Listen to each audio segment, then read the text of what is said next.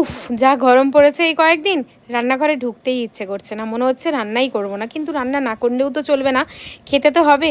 তো তাই জন্যে থালায় ভাত নিয়ে নিয়েছি গরম গরম, তার সাথে আজকে করেছি কিন্তু উচ্ছে সেদ্ধ। আমার উচ্ছে সেদ্ধ খেতে খুব একটা ভালো লাগে না, আমার উচ্ছে ভাজাটাই খেতে ভালো লাগে। যেহেতু কয়েকদিন ধরে উচ্ছে ভাজা হচ্ছিল কন্টিনিউ, তাই জন্য আজকে কিন্তু উচ্ছে সেদ্ধ করেছি। এটা আবার আমার বরের ভীষণ প্রিয়। আর তার সাথে আজকে করেছি চিংড়ি মাছ দিয়ে ঝিঙে আলুর তরকারি। এখন না ঝিঙেটা খেতে বেশ টেস্ট হচ্ছে, তাই না? একদম কচি কচি ঝিঙে, সেটা দিয়ে করেছি চিংড়ি মাছ আলুর তরকারি। দারুণ হয়েছিল টেস্ট খেতে, একটুখানি অল্প গ্রেভি রেখে করেছিলাম। আর তার সাথে এখানে এরকম বড় বড় সাইজের কাতলা মাছের পেটি আর একটা গাদা নিয়েছি, সেটা করেছি একটু পাতলা ঝোলঝোল মতন, খুব খুব একটা বেশি মানে মশলা দিয়ে করিনি, একটু পাতলা ঝোলঝোল মতো করেছি। সেটা দিয়ে খাবো। ফার্স্টে একটু উচ্ছে দিয়ে খেয়ে নিলাম, আমার একদমই ভালো লাগে না উচ্ছে সেদ্ধ খেতে, তাও একটু খেলাম। তার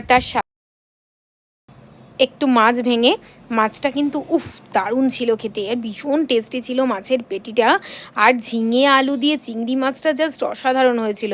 এই টাইমে কিন্তু ঝিঙের যে কোনো রেসিপি খেতে দারুণ লাগে, আমার তো আজকের খাওয়া দাওয়াটা দারুণ লেগেছিল।